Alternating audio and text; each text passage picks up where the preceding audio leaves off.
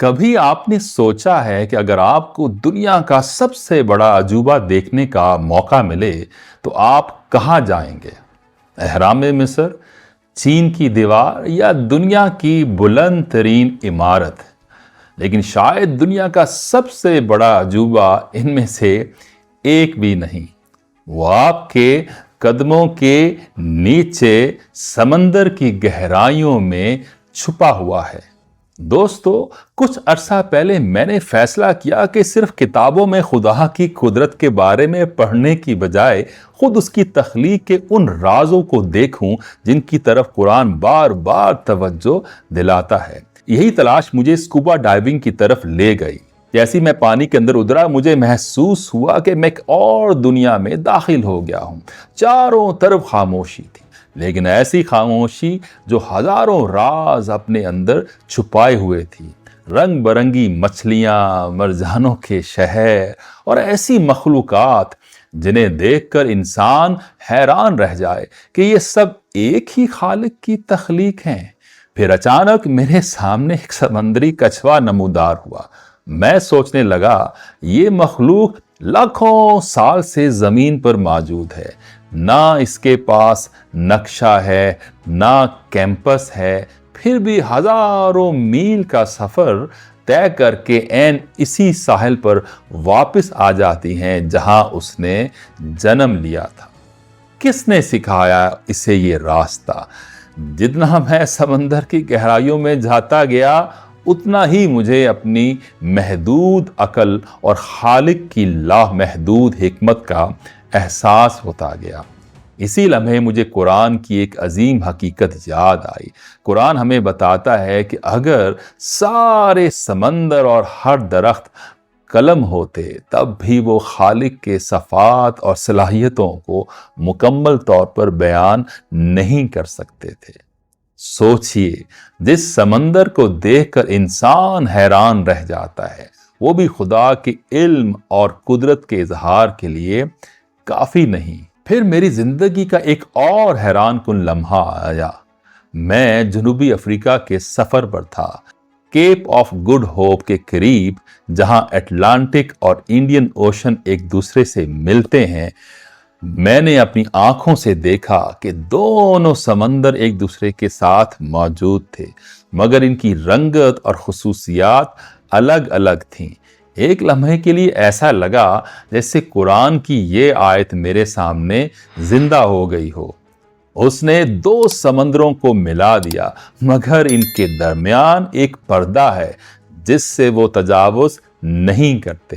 میں وہاں کھڑا سوچ رہا تھا، انسان نے چاند تک رسائی حاصل کر لی، مگر آج بھی سمندر کی گہرائیوں کا ایک بڑا حصہ ہمارے لیے نامعلوم ہے۔ سائنسدان کہتے ہیں کہ ہم چاند کی سطح کو سمندر کی سطح سے زیادہ جانتے ہیں، لیکن حیرت کی بات صرف یہ نہیں، حیرت کی بات یہ ہے کہ جتنا انسان دریافت کرتا جاتا ہے، اتنا ہی اسے اپنی لا علمی کا احساس ہوتا جاتا ہے۔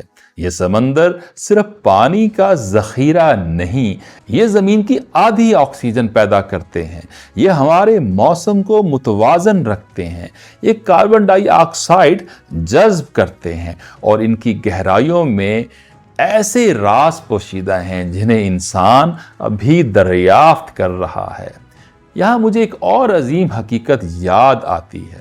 اللہ نے اپنی لامحدود حکمت میں فرمایا کہ اس نے سمندروں اور زمینوں کو ہر بیماری کا علاج اور ہر جاندار کے لیے غذائی وسائل سے بھر دیا ہے۔ اس نے وعدہ کیا ہے کہ کوئی بھی بیماری ایسی نہیں کہ جس کا علاج نہ ہو۔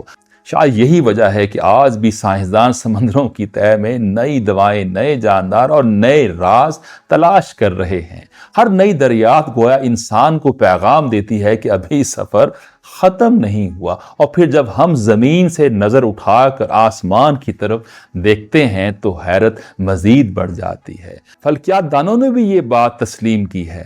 انہوں نے اربوں نوری سال دور پانی کے بخارات کے ایسے عظیم ذخائر دریافت کیے ہیں جو زمین کے تمام سمندروں سے کھربوں گنا زیادہ پانی رکھتے ہیں۔ सोचिए, हम जिस समंदर को लामहदूद समझते हैं वो भी कायनात के पैमाने पर एक कतरे से ज्यादा हकीकत नहीं रखता। फिर इंसान अपनी हैसियत को पहचानने लगता है। वो समझता है कि इल्म का सफर कभी खत्म नहीं होता। पहाड़, समंदर, सितारे, कहकशाएं, ये सब सिर्फ मखलूकात नहीं, ये खालिक की अजमत के तारुफ हैं। दोस्तों, मैंने इस सफर से एक बात सीखी, खुदा को सिर्फ किताबों में नहीं ढूंढा जा सकता। कभी पहाड़ों की चोटियों पर, कभी सितारों भरे आसमान के नीचे, और कभी समंदर की खामोश गहराइयों में। और उसकी निशानियां इंसान से हम कलाम होती हैं।